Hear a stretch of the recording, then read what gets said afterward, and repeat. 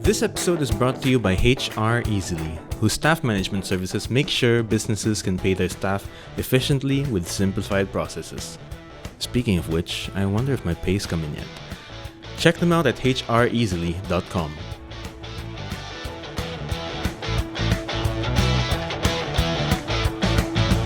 Hello and welcome to a special early episode of Startup Snapshot, a Tech in Asia podcast where we're talking to the leaders among innovators in the Asian startup scene about their founder journeys, their highest and lowest moments, and how they've overcome the challenges they've faced along the way.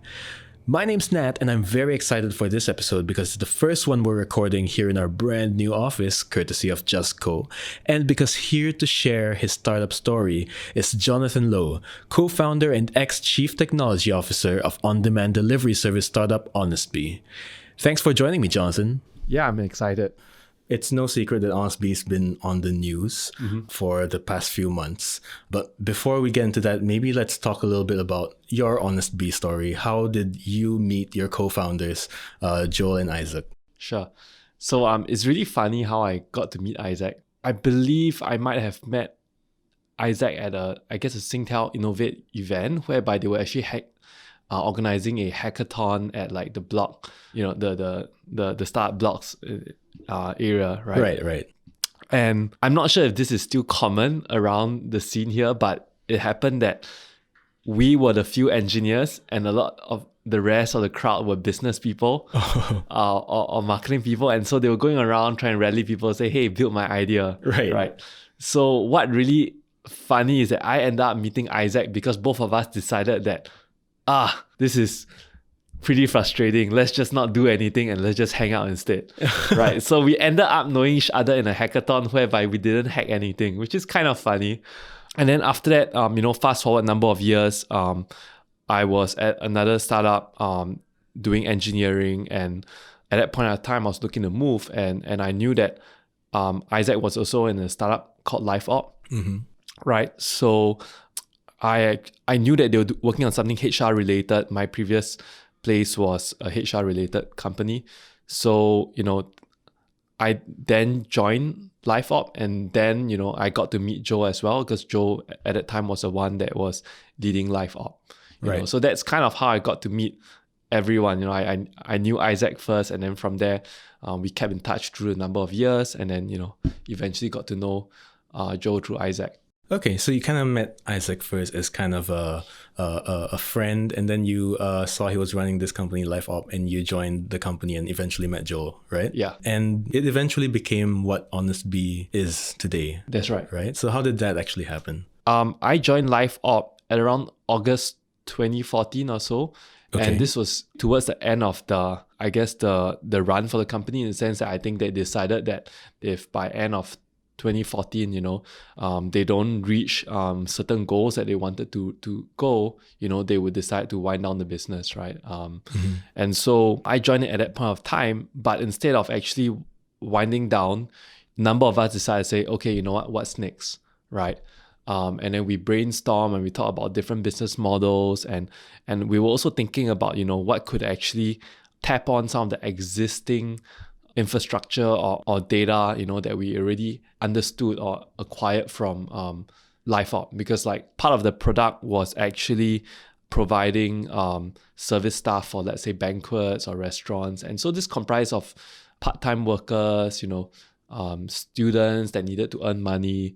And interestingly, that was actually a very relevant target for where Honestbee would then go into, which was in the on-demand grocery space, whereby we needed people to actually do shopping for our customers. Right. Okay. Yeah. And in your early days, you guys had quite a rapid growth. You had a $15 million Series A raised from a bunch of Silicon Valley investors. You had a very quick expansion into various markets in the region. Yep. How did you guys achieve this very fast growth?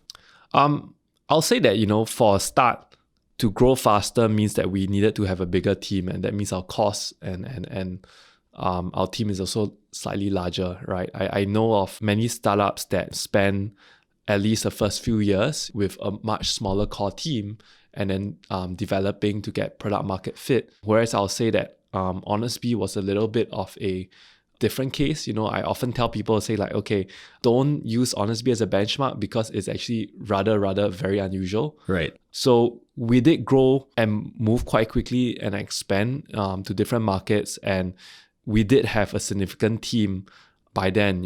Even though the company started in 2015, right, right at the start of the year, I think by the end of 2015, we were already at 60 to 80 people, big as an entire company. Wow. Okay. Right. So it was actually hiring and growing really fast. Right. Okay. Yeah. And at some point in time, the operations became a little bit complex. There was the launch of your own warehouses. There was the logistics services, an e-wallet. There's 3 different types of deliveries, the retail space. Like, was this something that you guys saw was convoluting the whole value proposition of Honestbee? I think that, then there was a vision of trying to own the entire value chain, right? We wanted to have so many deliveries and so many drivers that they would also be able to fulfill, groceries or laundry in an on-demand manner because they might have some spare capacity, right? This is all very nice sounding in theory, right? Right. I think the reality is that in execution is actually a very different thing altogether, right? I think with the e-wallet, similar things, which was that there was certain visions around it that seem to put everything in place, right? But again, realistically speaking, when we look at it and we try to fit the pieces together, it's actually quite challenging. Not so easy after all. Yeah. Right. And did that impact the overall company's performance? I think the problem here is that it led to a lack of focus. Right. And it led to either overinvestment or underinvestment in certain areas. Right. So at one point, the Fresh project was one of the most important things that was seemed to be. Right. And unfortunately, Fresh as itself was just a project in Singapore itself. And what that really led to was a focus on that project, or a lot of resources pumped into that, right? Not just people, capital, but also time. And that also then led to an underinvestment or lack of focus to the other countries, right? From a tech perspective, they may have certain needs and requirements, and we will just be focusing on building the Fresh product that will not be able to satisfy that, right? I think like back then, despite that voice, numerous voices actually saying like, hey, we should try to be more focused, and we're actually neglecting other, either other countries or other products. Unfortunately, I think like what happened was that there was a strong insistence that no, we are actually balancing everything well together, and we should proceed forward. Right. In some cases, what I've also seen is that, let's say in the case of our B2B parcel business, which is called Good Ship, there was a reluctance or inability to actually give it up when it seemed like we're not going to expand it. So to give the context here is that we didn't really have a proper team to be growing the business very aggressively, and yet there was still a lot of product requirements that set out to actually deliver. So what will happen is that we'll see some of the product grow, but we wouldn't see from a sales perspective or business perspective that there will be improvements, right? So that's where like there were lots of misalignments, and the company was trying to do so many things that it's become impossible to actually even distribute resources properly. There's no it's just impossible to prioritize, and different people have different agenda, right? And they'll say like, okay, I gotta do this because it's the most important. Another person will come and say, no, this is the most important. Right. And then everything end up being the most important. And when that happens, it essentially means nothing is delivered and nothing is actually really executed well, right? And everyone struggles along the way. And I think that's really one of the things that happened with Honestbee, which is it was too ambitious for what it tried to do and didn't focus. And that would ultimately be one of the reasons for its downfall. Okay, and you mentioned that there were actually some people who spoke out about this, who didn't agree with the diversifying of the business. What was your personal take on this issue at that time? So I think at that time, all along, when we moved from groceries towards laundry, towards food, I've always been supportive of the vision. And the reason is because the way that I thought about it was that, we wanted to utilize the fleet as efficiently as possible. And I think that made a lot of sense for maybe groceries and laundry, because we did get some efficiencies between that, whereby laundry actually reduced the cost per drop for our logistics. Right. When coupled together with groceries. But that didn't really happen for food. In fact, food was pretty much run as a separate business, as much as there was a lot of emphasis and requirements to say like, no, we got to think of them as singularly as possible. The reality of things is actually very different, right? You have motorcyclists, and then you have groceries deliveries. It's quite different. And then, for food delivery, a lot of the demand happens in lunchtime, mostly lunchtime, and then slightly less in dinner time, right? And this doesn't follow the regular pattern of delivering groceries. Right. More importantly as well is that drivers sometimes are more comfortable with doing just one thing at a time. So it was a huge challenge for us to actually get a buy-in from the drivers to say, hey, it's possible to collect laundry and do groceries at the same time. Sure. Right? Because it is actually quite complex. You know? It increases the complexity from just passing things, to actually collecting and counting and making sure that things are handled properly. Right. There's a whole new level of accountability that's put on the drivers once they have more roles to fill. That's right. Right. So you actually did kind of see that problem at the time, and did you speak out about it? I think that at that point of time, we recognized that it was challenging, and we also pointed out that it didn't seem very realistic to actually reconcile some of these things. So as a team, these things were actually raised. I would say that, the CEO, Joe, had a very strong way of, I guess, managing or putting a vision across. And I think that usually can be two things. Either people really, really believe in it, or people simply don't believe in it, and then they decide to walk away, right? So there are occasions in Honestbee whereby, there are people that join in for a few weeks to a couple of months, or 6 months, and not necessarily for performance reasons, they decide to leave. And I would think that, looking back right now, I believe it's probably because, they are able to see through some of these things, and they made a very quick conclusion in their head that I don't think this is going to work out and I'm not going to bet on it, right? Whereas for many of the rest of us, we continue to bet on it with our time, with our efforts, and to believe that, hey, maybe it's going to be possible. Right. And did these issues with the diversifying of the business, with some dissenting opinions within the staff, did these eventually lead into the cash flow problems that Honestbee saw earlier last year?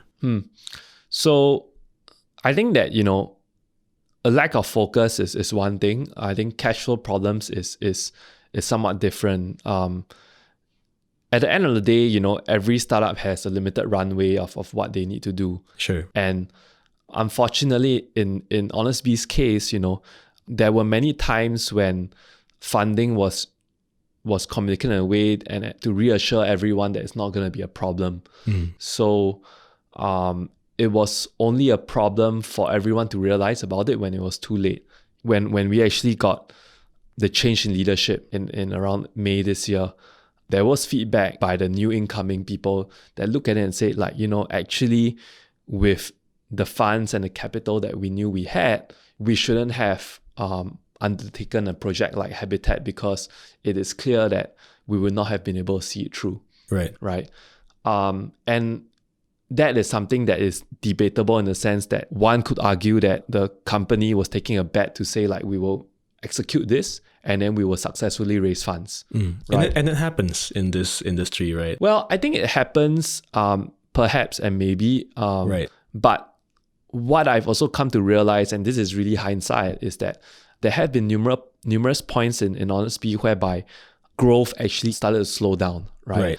And that's actually pretty normal because a lot of startups have to try and navigate through the S-curve, right? And that vertical component of the S-curve requires a lot of activation energy to actually jump across, right? And what I realized is that at that moment of time, instead of saying, hey, let's kind of consolidate and push harder to grow, we decided to say, oh, I think food delivery space is going to be able to help us grow our revenue and make us look like a better target and investment. So we should do that. And of course, food delivery really grew, our revenue a lot.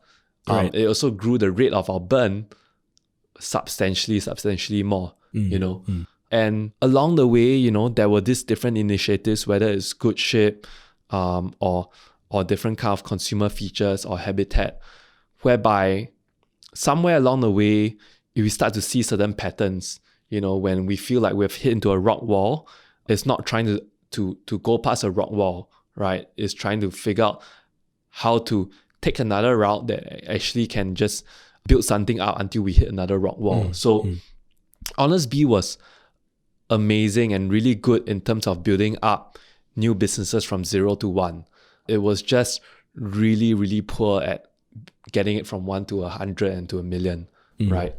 And I believe that, if we were more conservative with our capital, if we were more focused, Honestbee would be very different today, whereby it would be riding, the S-curve upwards and growing really well. Right. Yeah. But in reality, what happened was operations in several markets were suspended. And apparently also Honestbee was allegedly unable to pay some of its employees. Do you attribute all of these to the problems that you just mentioned? So I think it's really hard to decide what the right thing to do is at that point of time, which is that, do you say we continue to operate the business as much as we can while we try to raise funds, or do we just close down the business and just call it a day, right? And I think the decision made was, let's do what we can to continue the business. Then the next question then is, did we continue or manage the business in a way that was responsible or makes sense, right? And that's why I think the execution can and could have been a lot better, right? If we knew that we were running out of money, then we should have really just say, maybe we should close down some minor markets and then just focus on the key ones, right? So make the money last longer for the more important markets, right? Unfortunately, by the time we ran into the cash flow issue, it was too late. The truth is there wasn't even much money left in the bank, and a lot of it was supported by our key investor Brian, really trying to raise money and putting in a couple of million in different intervals to make sure the business can sustain. Right, kind of bailing out the business. Yeah. Okay. And the right thing to do then would have been to say okay, we're taking this money, but we also know that the state of the business is unhealthy, so we need to rationalize it, right? Yeah. But the rationalization never came until it was too late. And because the rationalization came too late, a lot of people suffered. A lot of people, merchants who owed money, drivers who owed money, employees who owed money, and that's incredibly sad actually. And when all this was happening, while the company was unable to pay some of its employees, full-time employees, part-time employees, drivers, merchants, what were the actions that were being taken by the company at the time? So we could look at it in two different stages. One is before the transition in May, and then one is after the transition in May, right? And before the transition in May, the actions were not decisive. There were lots of like, oh, we need to keep on running and try to look as big as possible so that we can raise money, right? But the reality also is that, the conversation of raising money is not something that happened in those few months. It's something that has been explored for a year or at least quite a long time. So at that point of time, when I look at it, I realized that there was something really wrong here. It didn't make sense to actually say like, oh, we think that we're going to raise money soon. Because if we're not succeeded for the last year, what makes us confident that we could actually raise money in the next months when, we are actually looking in much worse state, right? So that didn't make a lot of sense. After the transition, we got to a more sensible state whereby we literally had to pull back, wind down a lot of businesses, start closing them down, and really focus on just reducing costs, and even then, a lot of people suffered. A lot of employees suffered because a lot of these actions were all taken too late, right? And that really sucked. Yeah. But I think like right now, it's at least going on a somewhat better path, which is actually restructuring, right? And that actually makes it very unattractive in a sense, like, if you look at what kind of revenues that Honestbee might be having today, right, when all its markets are closed except for Singapore, it's going to be very small, right? But the difference is that, hopefully with the restructuring, then the debts actually get swapped into equity. So that means the debt get wiped clean. And then, investors might be more open to actually investing again, right? Right. Okay. And, with all these problems that were happening, unable to pay employees, having to close down markets, having to close down or suspend some of the services at Honestbee. On top of that, Isaac also left the business. Why did he leave the business? Isaac has always been the person that plays the devil's advocate in terms of how we should be approaching problems, right? So he always tries to bring out the worst case and the different things that could happen so that as a team, we would think about contingencies and how to approach problems, right? Right.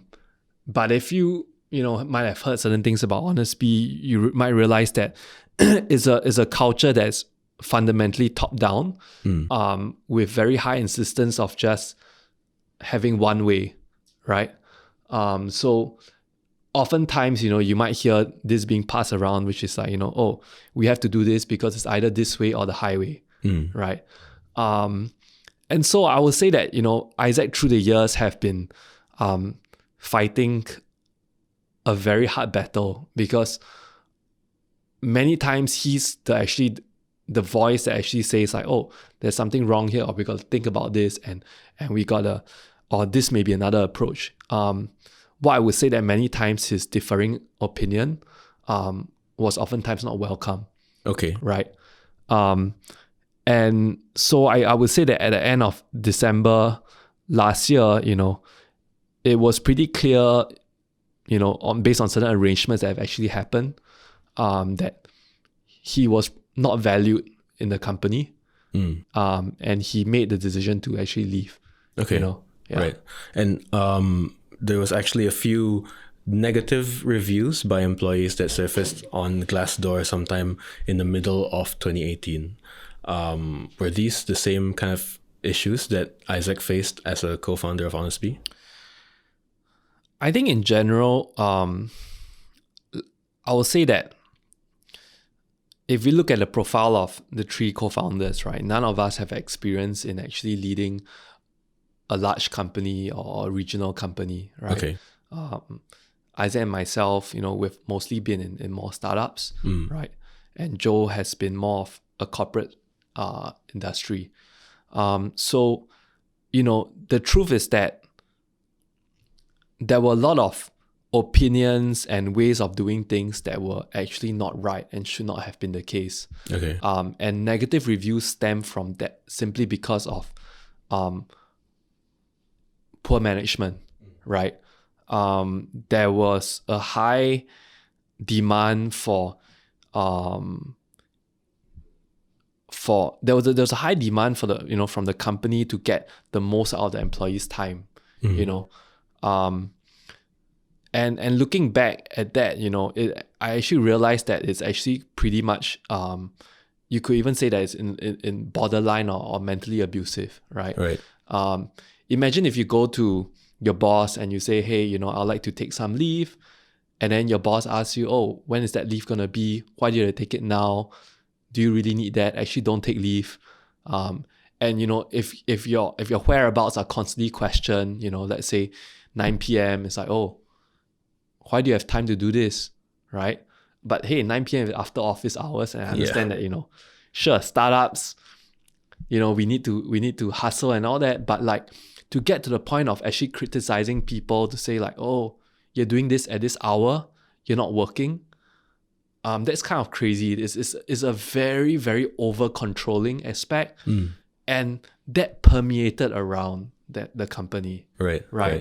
And that made it. And if you could think about that micromanagement of time to that level, let alone just tasks, right? So a lot of times people felt they're micromanaged, and the truth is that if you're very good at your domain and you know what you're doing and you micromanage because you're trying to fix a problem, great.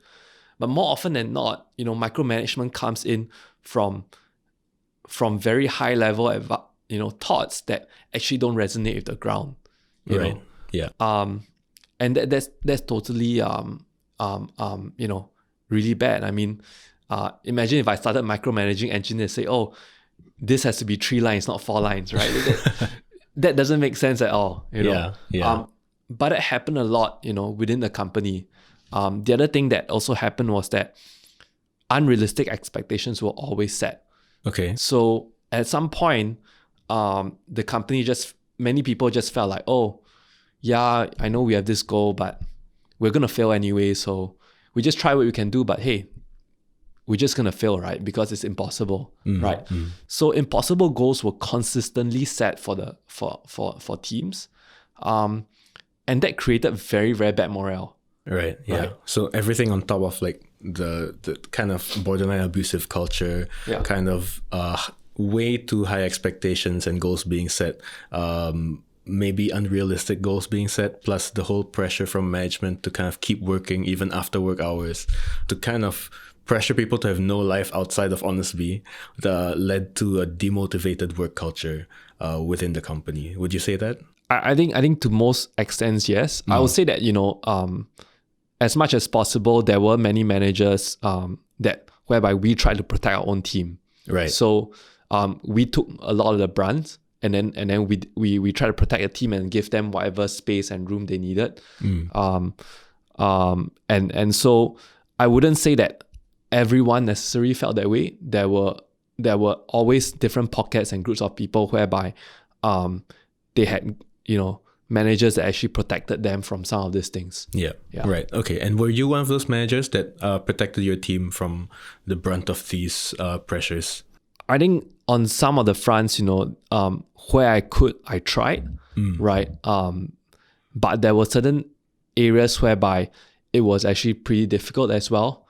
For example, let's say for Habitat itself, right? It was not always, actually there were many times it was not possible for me to actually protect my own team, right? They were just vulnerable to the very difficult challenges and demands that were actually made, and a lot of it was very tough in the sense like you could see people breaking down sometimes, and you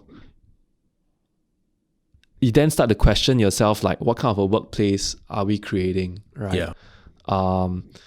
I think pressures and all that, it's okay, right? But when it gets to a point whereby it's could be even considered traumatic or abusive, that becomes very scary. Yeah. So what exactly, like how would you protect your team members? I mean, because there were instances where it was impossible to kind of shield them from these pressures, but when you could, what did you do?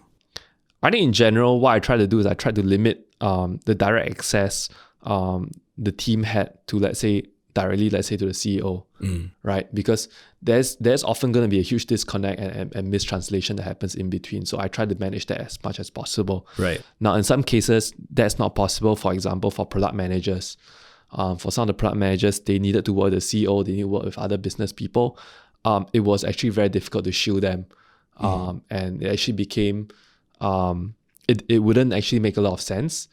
So in those cases, it wouldn't quite succeed. So the areas where I would be able to shield are actually the areas that are maybe further from business. Let's say if it's, let's say, the DevOps or the SRE teams, Right, kind of back end stuff. Yeah, things that the business doesn't understand as much, and then I would just say like, yeah, actually, it's really complicated, and I don't think you want to get involved in it, so we just manage it, right? So those areas are easier to shield. The teams that have to work closer to the business or become the number one priorities, they are literally exposed because it's a weekly or even a daily thing about, okay, where's the progress of this thing, right? Oh, these are people working on it, and it becomes like, why are they not working with more urgency, right? So that can become challenging. Thankfully, that usually tends to be a smaller group, right. But it's kind of crazy. I mean, it becomes a lot of unnecessary overhead, from a management perspective for me, just trying to protect people. And I know that, Isaac would do a lot of this as well, which is that, Isaac would do a lot of damage control. Which is after something bad has happened and people are in shock, Isaac would go to the team and then, and this is not just product or engineering, right? Isaac actually takes care on the business side as well. He goes above and beyond to actually make sure that people are all right, and he helps to rationalize what the things are. So there are a lot of these different overheads we had to do. So when you think about it, yeah, we were working very hard and we were putting a lot of hours, but how much of those hours were truly productive and driving results? I would say that, we could probably have been better rested, and still achieve more if we were better at planning and executing. Right. So these kind of firefighting activities that you kind of had to do on a regular basis at work, as well as what Isaac had to do, kind of tired both of you out, tired some of your other managers out, and made the company as a whole less productive, affected the performance of the business. Is this because most of these pressures were actually coming from Joel, or were there some from investors, from other stakeholders?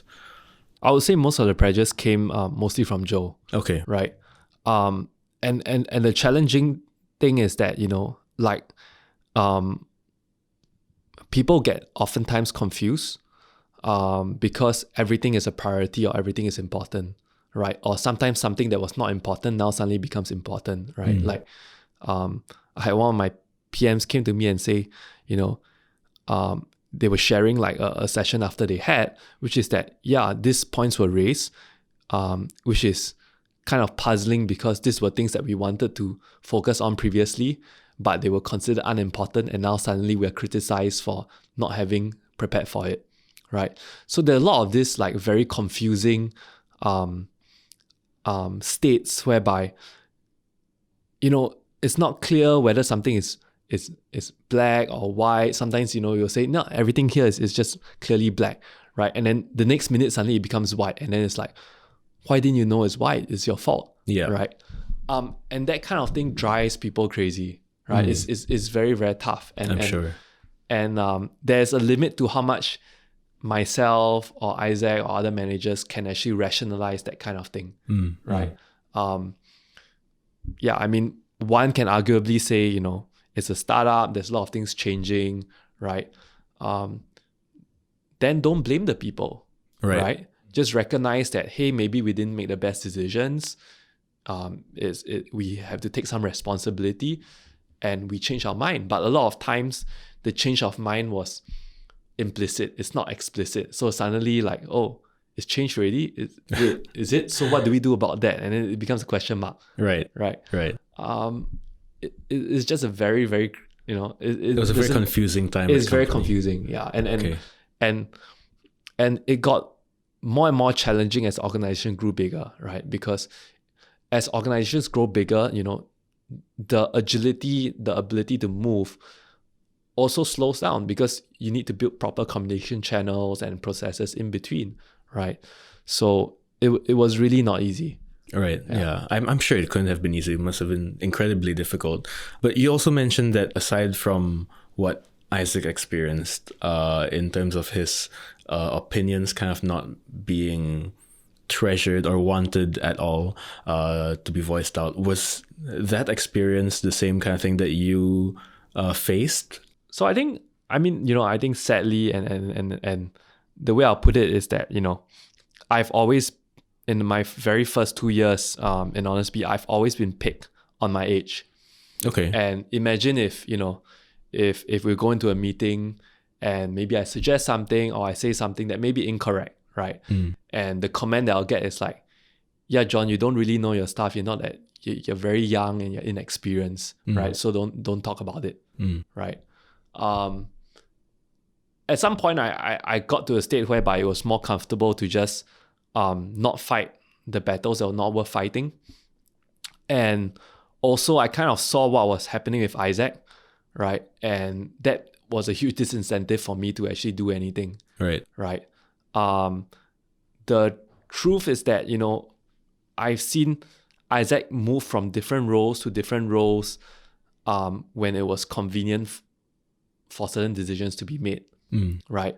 And that also meant that, when Isaac had to give up or move from different roles to different roles, it also meant that his team suffers. He loses his team in certain ways. And I had spent, a lot of effort, my team, and or at least, overall the engineering and product team, everyone has spent a lot of effort trying to keep things together, right? So the way I kind of saw it was that if you disagree, there will start to be some meddling.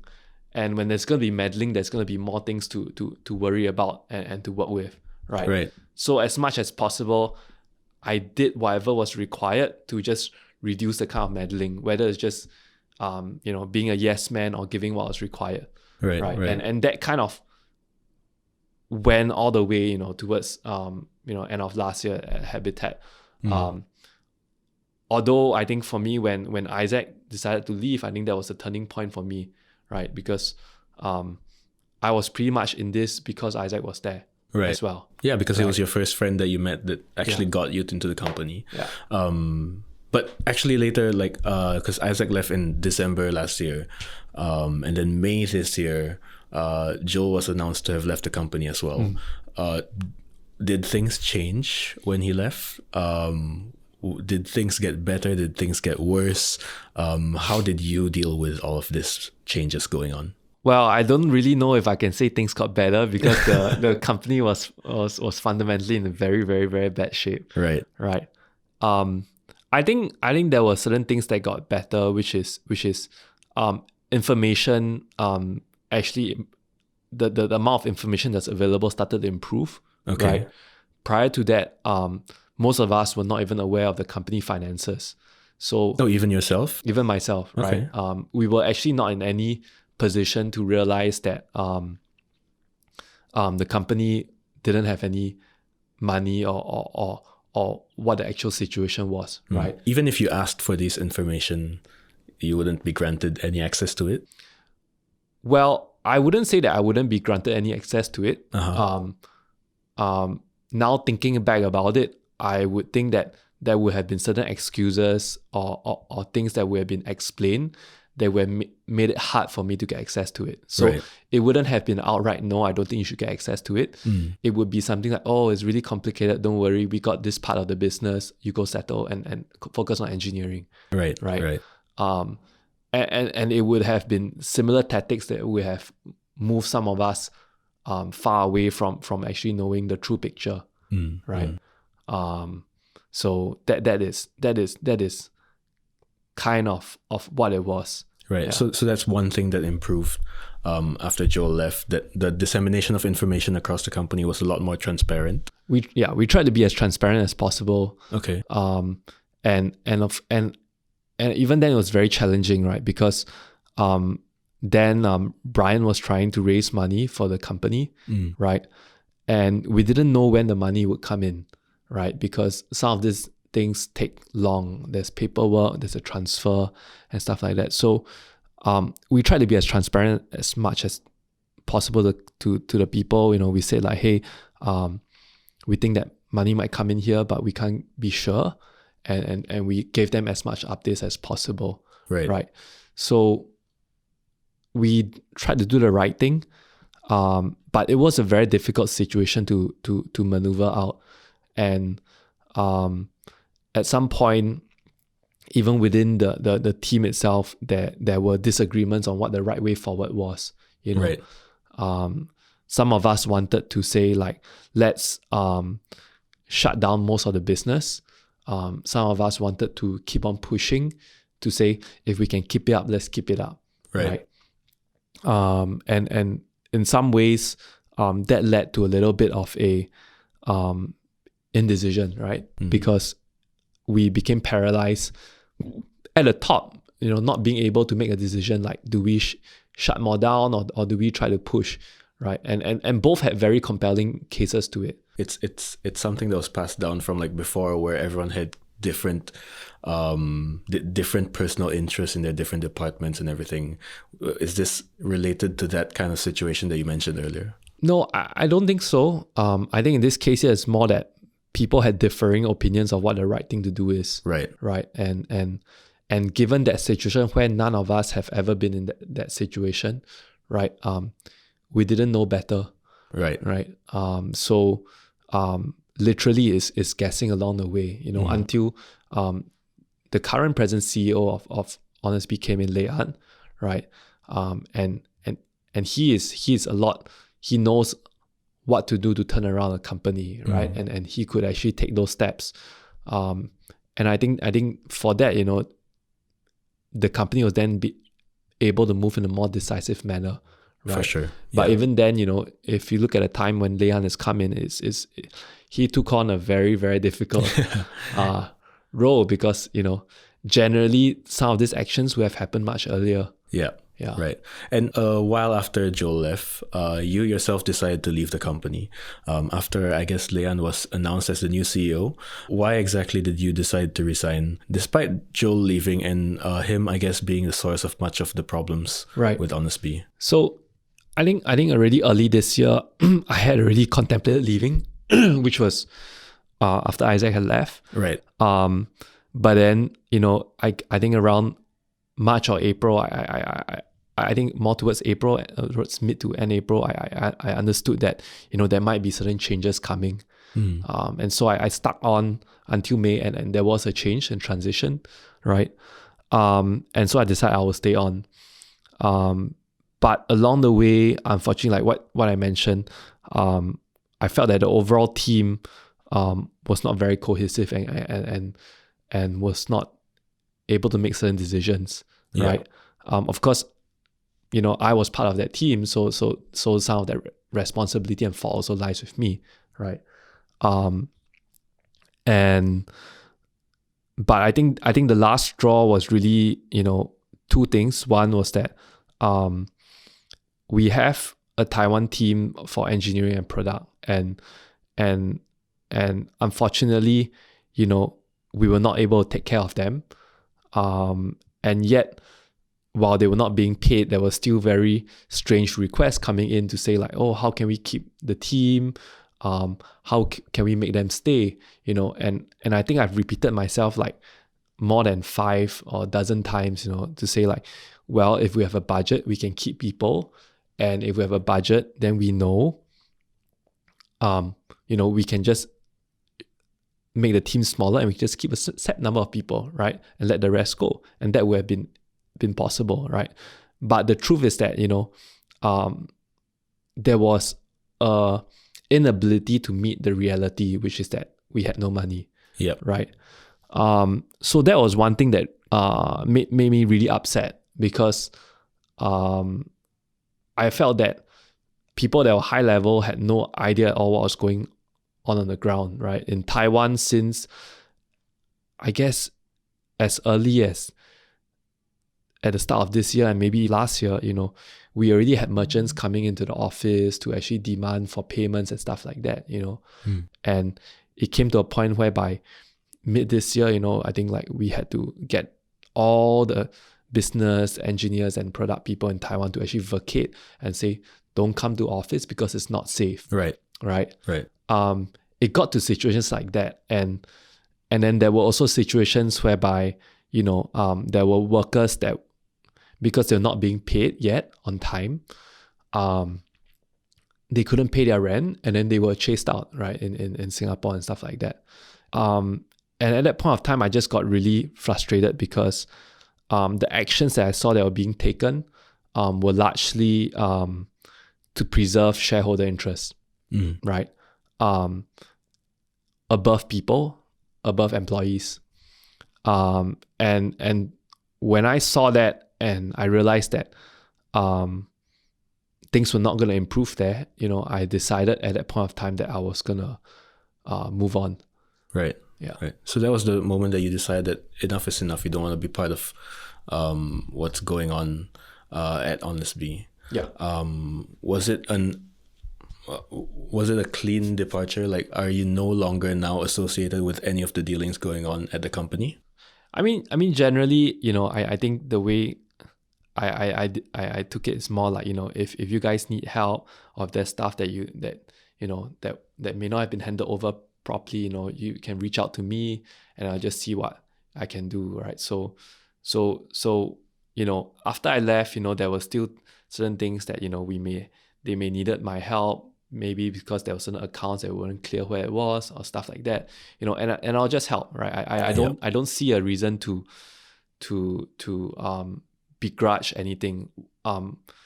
Again, the team was in an extremely difficult situation. Yeah. It's hard to say what the right thing is, right? I mean, from investment perspective, yes, preserve the value as much as possible. Don't close the company down, right? From a people perspective, it just looks horrible. Yeah. Right. It's caught in between two things, right? And also maybe the other aspect, which is that, maybe money will come in and we can sustain. So like if we cut everything loose now, everybody loses, right? And that was part of the reason as well, that was some of the reasonings that I said could be, there were pretty strong arguments, which is that, which is the argument that, hey, if we give up now and we shut down everything, everyone has zero. The merchants have zero, the employees have zero, everyone has zero, right? But if we keep going on, maybe there's a chance that things can work out and some people will get something. Right.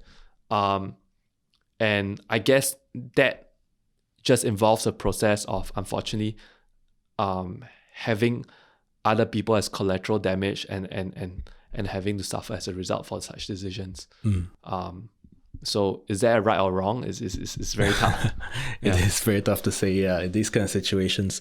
But so are you aware of any of Honestbee's future plans to kind of, they do have a lot of debt that they need to pay.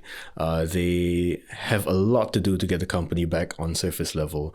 Do you know what their plans are to achieve these goals? So I wouldn't really know in a detailed manner, but based on my past knowledge and what I've seen on the news, right, I think it's good that they've actually gotten a moratorium extended, right?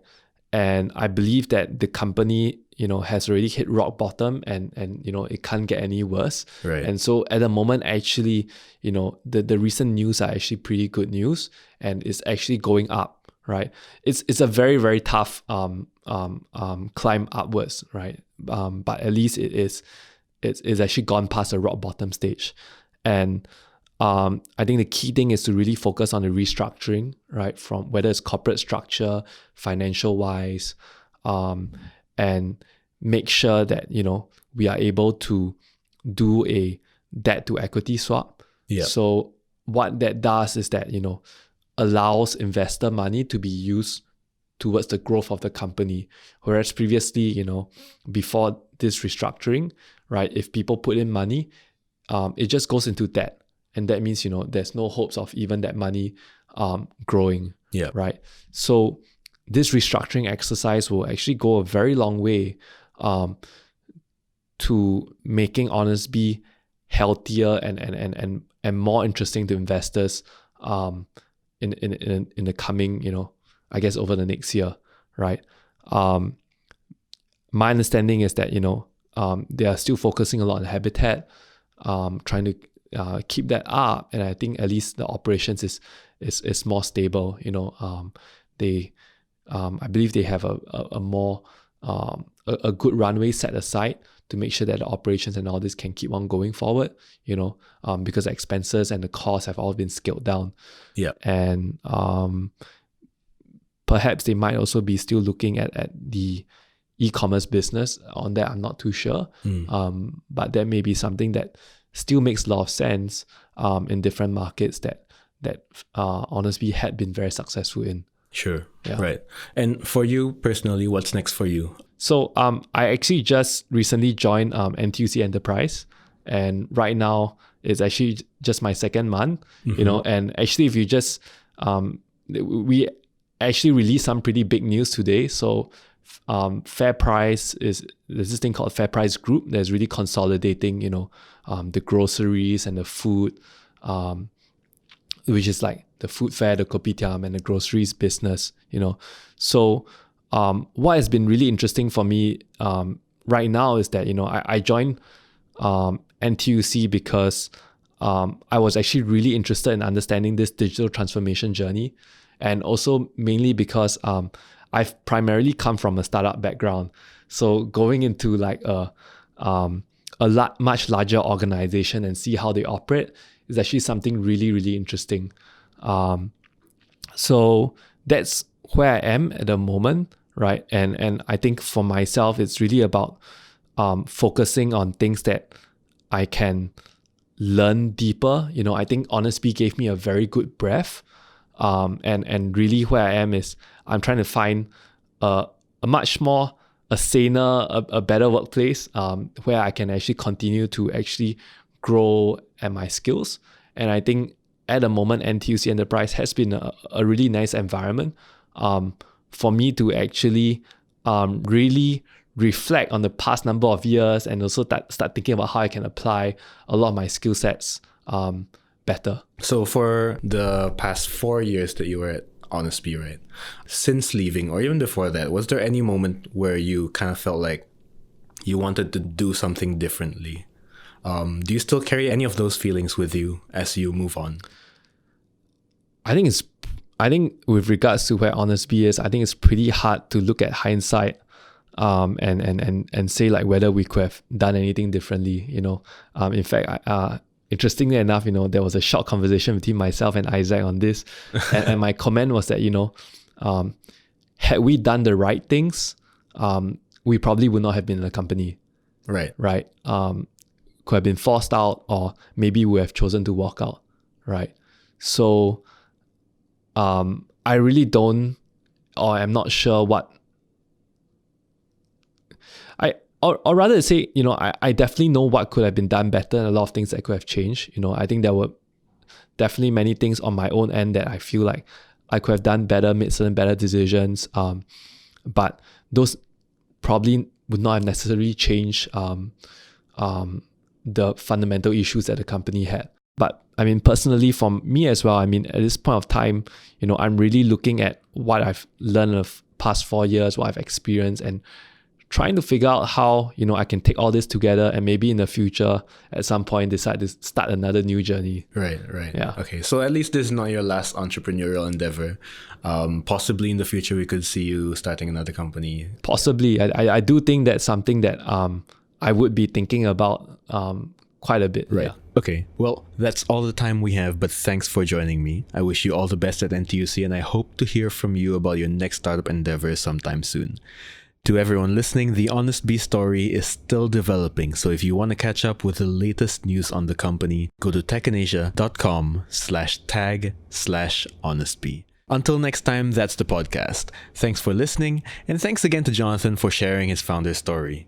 Thanks also to HR Easily for sponsoring this episode. You can check them out at hreasily.com. If you like what you hear, subscribe to us wherever you're listening from. Aside from this early episode, we've got episodes up every other week, and I'm very excited to share the stories of the rest of our guests for this season with all of you.